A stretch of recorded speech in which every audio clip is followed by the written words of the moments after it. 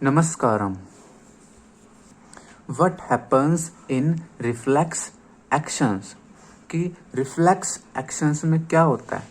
तो सबसे पहले तो रिफ्लेक्स एक्शन क्या होती है कि जैसे अगर आप कोई काम कर रहे हो, अगर आप टीवी देख रहे हो, तो पीछे से अगर कोई आपके हाथ पर गर्म दूध का गिलास लगा दे तो एकदम आप उसकी तरफ देखे बगैर ही एकदम तेजी से अपने हाथ को दूर कर लेते हो, तो वो रिफ्लेक्स एक्शन होता है।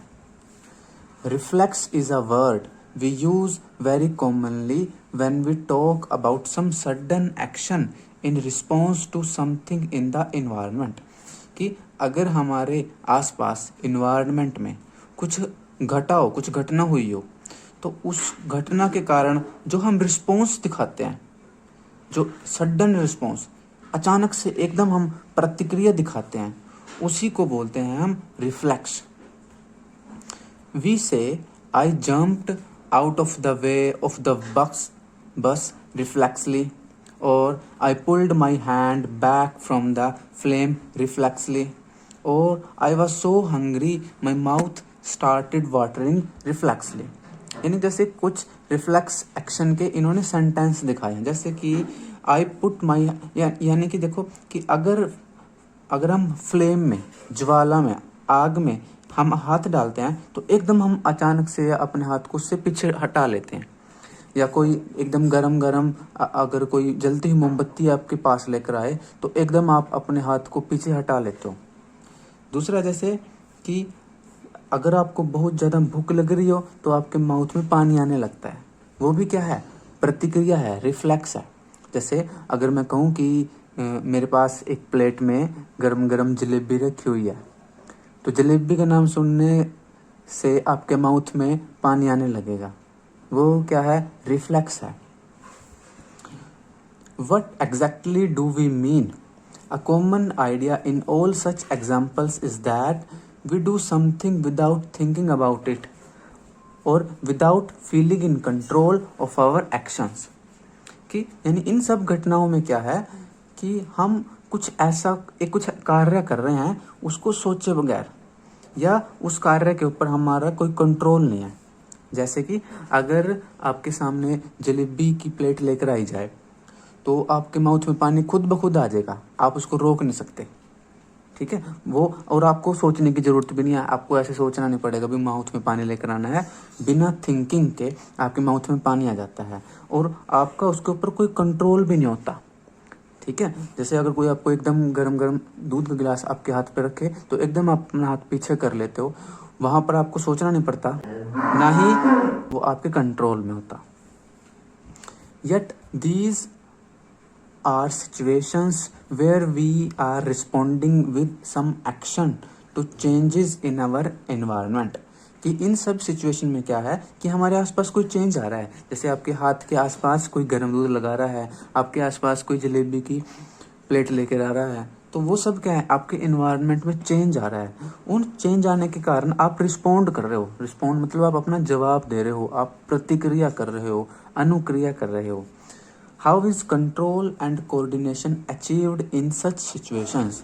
तो अब यहाँ क्वेश्चन उठता है कि इन सब सिचुएशन को कंट्रोल कौन करता है? इन सब एक्टिविटीज को कंट्रोल कौन करता है? किसकी वजह से माउथ में पानी आ रहा है या किसकी वजह से हम हाथ पीछे कर रहे हैं, उसको कंट्रोल कौन कर रहा है? उसको कोऑर्डिनेट, यानी उसमें समन्वय, उसको कोऑर्डिनेट कौन कर रहा है?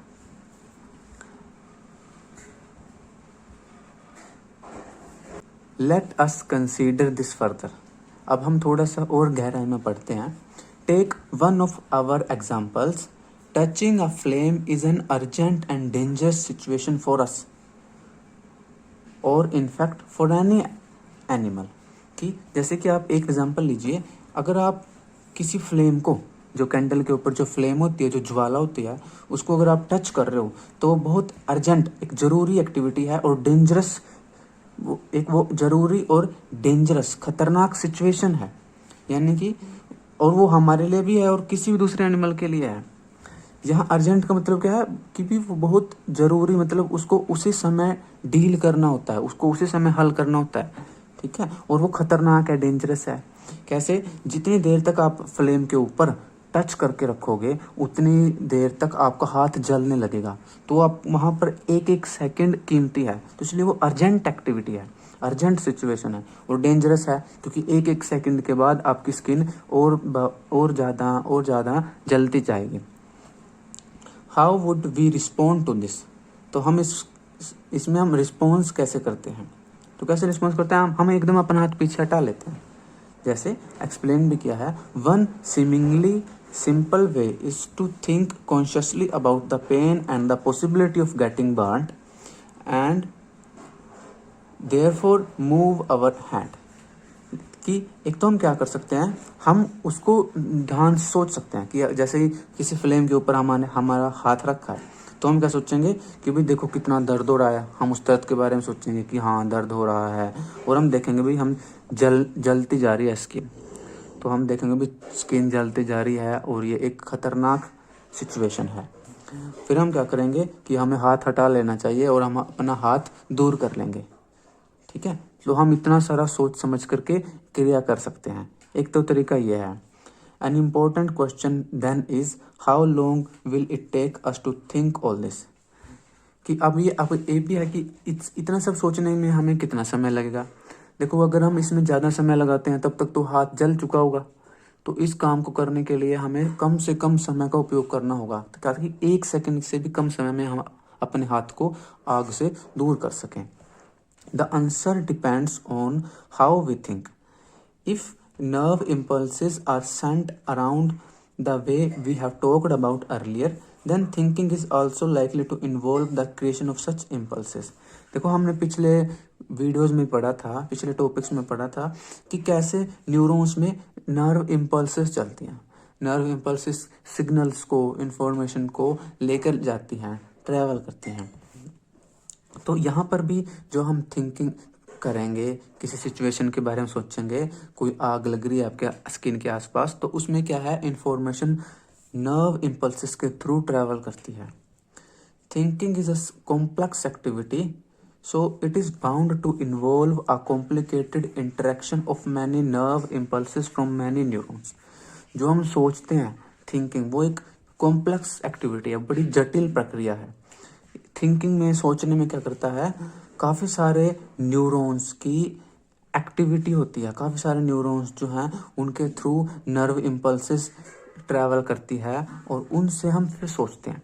जैसे कि आपको पता है हम दिमाग से सोचते हैं, दिमाग में करोड़ों न्यूरॉन होते हैं, ठीक है। अब बॉडी से नर्व इम्पल्सेस जाती हैं और फिर वो प्रोसेस होती हैं दी ब्रेन में, और फिर वहाँ से सिग्नल पास होते हैं। तो नर्व इम्पल्सेस के थ्रू जो है इंफॉर्मेशन ट्रैवल करती है।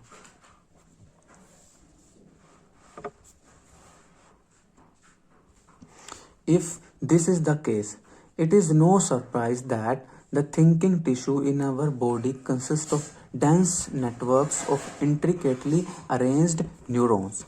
कि अगर इस तरह से न्यूरॉन सोच रहे हैं, काफ़ी सारे न्यूरॉन हैं, उन सब के बीच में नर्व इम्पल्स ट्रैवल कर रही है, नर्व इम्पल्स इंटरेक्ट कर रही है, तो इसके लिए क्या है, हमारी बॉडी में न्यूरॉन्स का एक नेटवर्क होना चाहिए, ठीक है। देखो इंट्रिकेटली अरेंज्ड न्यूरॉन्स, इंट्रिकेटली का मतलब तभी जटिल, पर कि कॉम्प्लेक्स, कि काफ़ी कॉम्प्लेक्स न्यूरॉन का नेटवर्क होना चाहिए ताकि हम उसके थ्रू सोच सकें।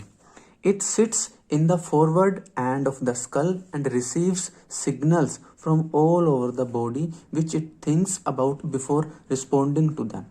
कि जो हमारा अब जो भी सिस्टम है, जो हमारा सोच रहा है, जिसको हम ब्रेन कहते हैं, वो कहाँ होता है, स्कल यानी खोपड़ी के फॉरवर्ड एंड में, अगले हिस्से में, हमारे खोपड़ी के अगले भाग में ये हमारा दिमाग होता है। ये क्या करता है, सारे सिग्नल को रिसीव करता है, जितने भी इंफॉर्मेशन आते हैं उसको रिसीव करता है, उसको फिर थिंक करता है, उसके ऊपर काम करता है कि कोई इंफॉर्मेशन खतरनाक है, उसकी क्या घटना हो सकती है आगे, ठीक है। और फिर क्या करता है, रिस्पॉन्ड करता है, ऑर्डर देता है भी हमें हाथ को पीछे करना है या आगे करना है, या दौड़ना है या फाइट करना है।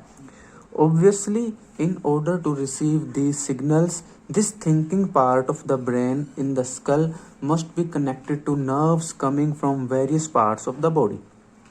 कि अगर हमारे ब्रेन को सोचना है, पूरी बॉडी को कंट्रोल करना है, तो सिंपल सी बात है, क्या होना चाहिए, पूरी बॉडी में से जो नर्व आ रही हैं वो सारी की सारी नर्व्स जो हैं ब्रेन के साथ कनेक्टेड होने चाहिए। हमारे हाथ के नर्व, हमारी जीभ के नर्व, मुंह के नर्व, टांग के नर्व, कान के नर्व, पेट की नर्व्स, सारे के सारे नर्व्स जो हैं वो ब्रेन से कनेक्टेड होने चाहिए, तभी ब्रेन सब बॉडी के पार्ट को कंट्रोल कर सकता है। Similarly, if this part of the brain is to instruct muscles to move, nerves must carry this signal back to different parts of the body. दूसरी बात है कि अगर ब्रेन को सभी ऑर्गन को ऑर्डर देना है और हाथों को, पैरों को आगे पीछे करवाना है, तो उसमें ब्रेन क्या करता है, ब्रेन को ऑर्डर पास करना पड़ेगा मसल्स तक, क्योंकि मसल्स तो मूव करती हैं। इसलिए पहले तो ऑर्गन से इंफॉर्मेशन ब्रेन में आनी चाहिए, दूसरा फिर ब्रेन से इंफॉर्मेशन मसल्स तक जाने भी चाहिए, ताकि मसल्स ब्रेन के ऑर्डर को फॉलो कर सकें। If all of this is to be done when we touch a hot object, it may take enough time for us to get burned. तो क्या कि अगर कोई गर्म चीज हम टच कर रहे हैं, वहां से इंफॉर्मेशन आएगी, ब्रेन फिर उस इंफॉर्मेशन को सोचेगा, फिर देखेगा कि ये तो जला सकता है, फिर ब्रेन ऑर्डर देगा हाथ को और हाथ को पीछे कर लेगा, तब वो ऑर्डर हाथ तक पहुंचेगा और हाथ पीछे हट जाएगा। तो एक बड़ी लंबी प्रोसेस है। अगर ये इसी स्पीड से होती है तो तब तक तो हाथ जल चुका होगा। इसलिए इसको फास्ट होना पड़ेगा, मतलब 1 सेकंड से कम समय में ही हाथ को पीछे हटना होगा। और वैसा ही होता है, जैसे ही आप गर्म गिलास को छूते हो, तुरंत 1 सेकंड के अंदर ही आप अपने हाथ को पीछे कर लेते हो। यानी कि इस प्रोसेस में ज़्यादा समय नहीं लगना चाहिए।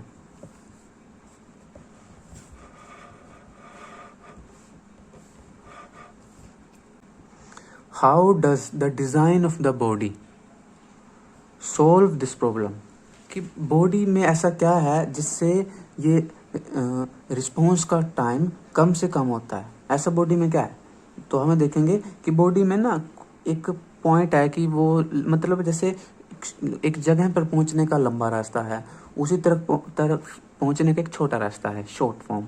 तो एक बॉडी में एक शॉर्टकट है जिसके जरिए ये काम जल्दी से हो जाता है। ठीक है, rather than having to think about the sensation of heat, if the nerves that detect heat were to be connected to the nerves that move muscles in a simpler way, the process of detecting the signal or the input and the responding to it by an output action might be completed quickly। कि इसमें बताया गया है कि अगर जो nerves information लेकर आ रही हैं और जो नर्व्स को इंफॉर्मेशन लेके जाना है मसल्स तक, अगर वो सिंपल तरीके से जुड़ी हो तो क्या है, ये काम जल्दी हो सकता है। और ये इसमें सिंपल तरीके से ही जुड़ी होती हैं। देखो इसमें 2 वर्ड लिखे हैं, इनपुट और आउटपुट। इनपुट का मतलब है कि बाहर से इंफॉर्मेशन आ रही है, जैसे गर्म गिलास हाथ पे लगा, वो इंफॉर्मेशन ब्रेन तक आ रही है, वो है इनपुट। फिर ब्रेन ने क्या किया, ऑर्डर दिया हाथ को कि हाथ को पीछे कर लो, तो वो ऑर्डर है, वो क्या है, आउटपुट। तो कि बॉडी में एक सिंपल सिस्टम होना चाहिए ताकि ये प्रोसेस करने का काम, थिंकिंग करने का काम, एक्शन करने का काम जल्दी से जल्दी उसके, और ये ऐसा ही होता है। ठीक है, अच्छा इसको समझने के लिए एक छोटा सा एग्जांपल लेते हैं। जैसे मान लो एक स्कूल में एक प्रिंसिपल है, प्रिंसिपल के नीचे एक वाइस प्रिंसिपल है।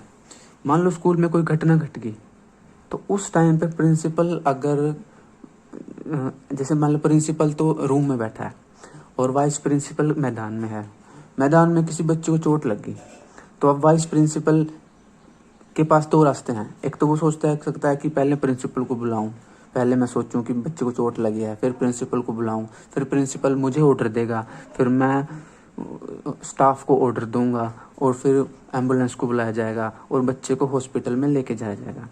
लेकिन इसमें लंबा प्रोसेस है, ये काफ़ी गलत और बोरिंग प्रोसेस है। दूसरा स्टेप ये है कि जैसे ही वाइस प्रिंसिपल ने देखा कि किसी बच्चे को चोट लगी है, तो उसने देखा भी मेरे पास पावर है, अभी मुझे डायरेक्ट प्रिंसिपल को बताने के बजाय मुझे तुरंत हॉस्पिटल से कांटेक्ट करना चाहिए और इस बच्चे को हॉस्पिटल पहुंचा देना चाहिए।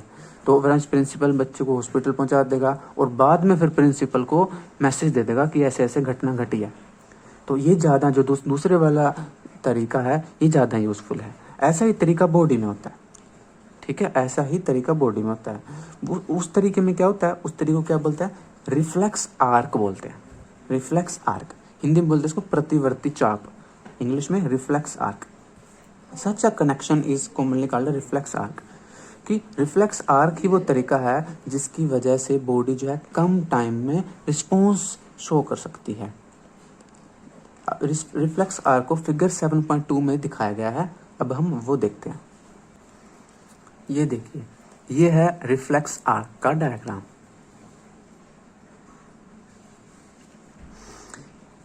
इसमें देखिए, यहाँ पर आपके हाथ ने किसी गर्म वस्तु को छू लिया, तो हाथ में क्या होते हैं, रिसेप्टर होते हैं। रिसेप्टर मतलब जो इन्फॉर्मेशन को रिसीव करते हैं। मान लो हीट है या कोई नुकीली चीज, पेन हुआ है, तो वो देखो यहाँ पर गर्म चीज अगर आपने छू ली तो हीट जो है आपकी बॉडी में एंटर करेगी। अब वो हीट क्या है, जला सकती है। तो बॉडी यहाँ पर रिसेप्टर होते हैं जिन्होंने इन्फॉर्मेशन को रिसीव कर लिया, और यहाँ से फिर वो न्यूरॉन्स के थ्रू होते हुए इन्फॉर्मेशन ब्रेन की तरफ जाती है। बाजू में से होते हुए, मसल में से होते हुए, कंधे में से होते हुए ब्रेन की तरफ जाती है। तो वो न्यूरॉन जो इन्फॉर्मेशन को ऑर्गन से ब्रेन की ओर लेकर जाते हैं, उनको बोलते हैं सेंसरी न्यूरॉन। वो नर्व सेल जो किसी ऑर्गन से इंफॉर्मेशन को लेकर के ब्रेन तक लेकर जाते हैं, उनको बोलते हैं सेंसरी न्यूरॉन। अब देखो यहाँ पर बीच में क्या है, ब्रेन तो इस तरफ है, इधर सर है, सिर की तरफ है, लेकिन यहाँ पर बीच में रीढ़ की हड्डी होती है। रीढ़ की हड्डी के अंदर क्या होता है, स्पाइनल कॉर्ड, जो हमने पीछे पढ़ा था, स्पाइनल कॉर्ड। ब्रेन और स्पाइनल कॉर्ड दोनों ही सीएनएस का पार्ट है। सीएनएस मतलब सेंट्रल नर्वस सिस्टम।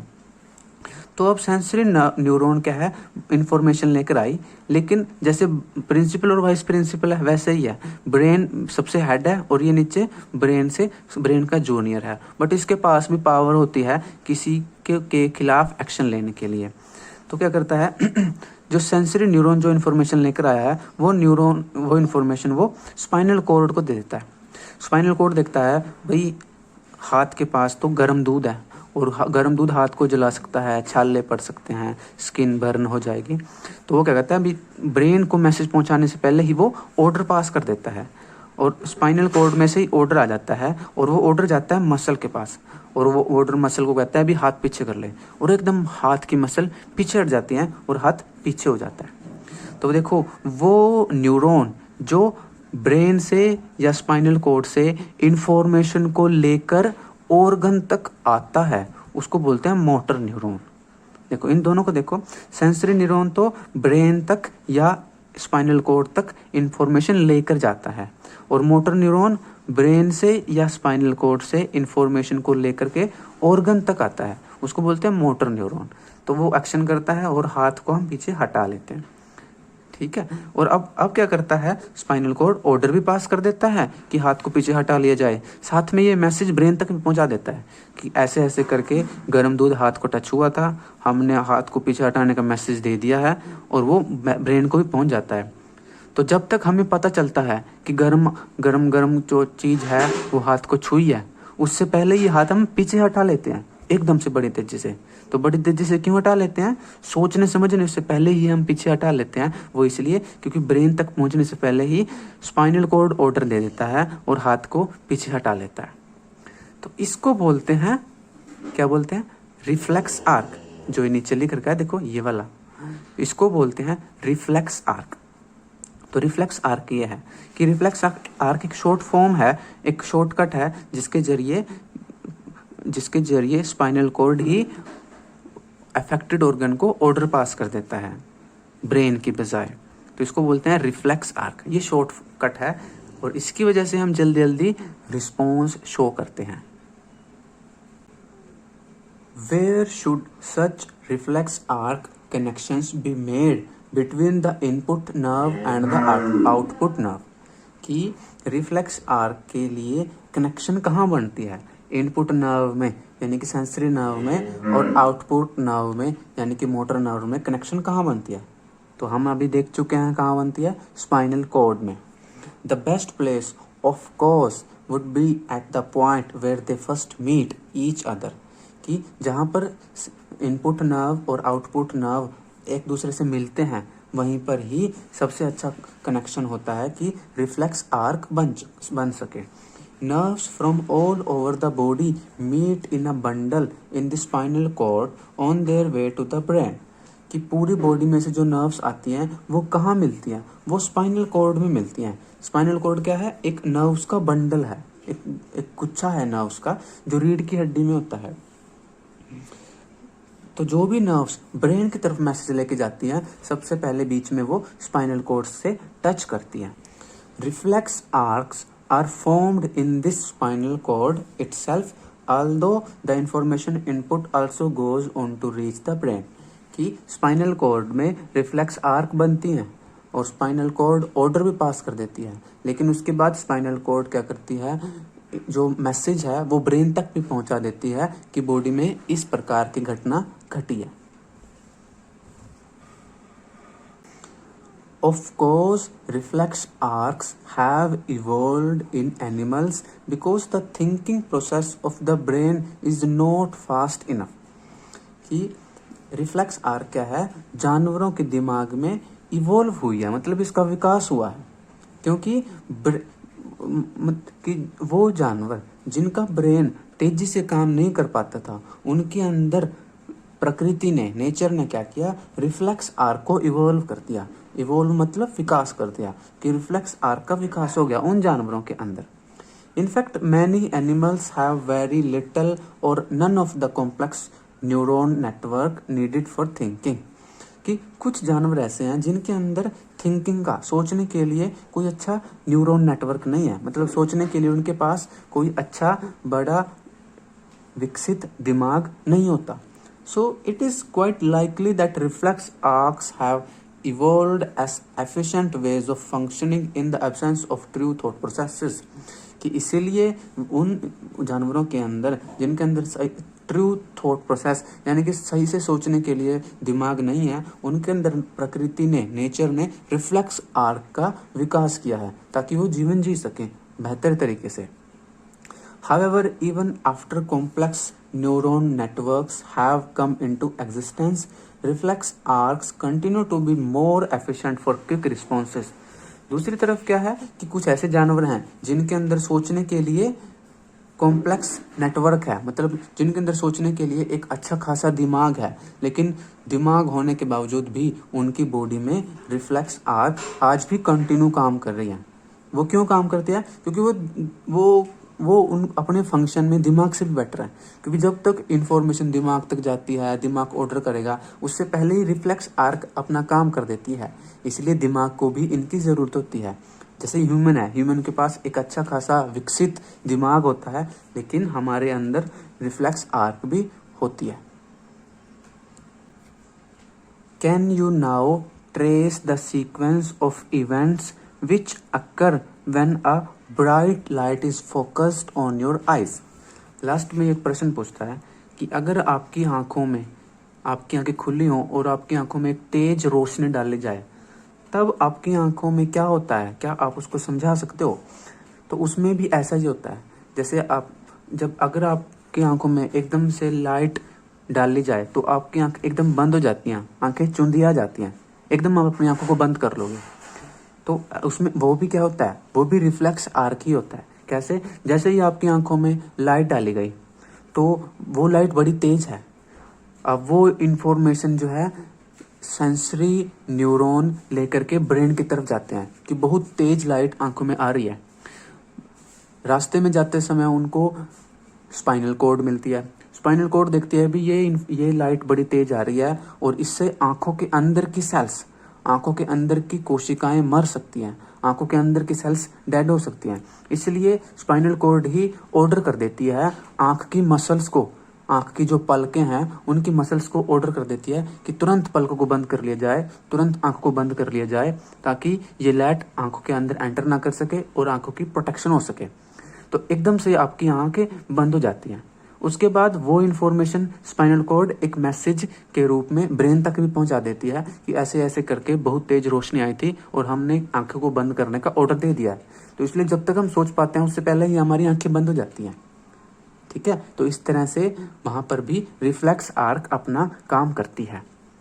और रिफ्लेक्स आर्क हम पढ़ चुके हैं, ये डायग्राम हमने पढ़ा था, ये रिफ्लेक्स आर्क का ही एक डायग्राम है। ओके, नमस्कारम।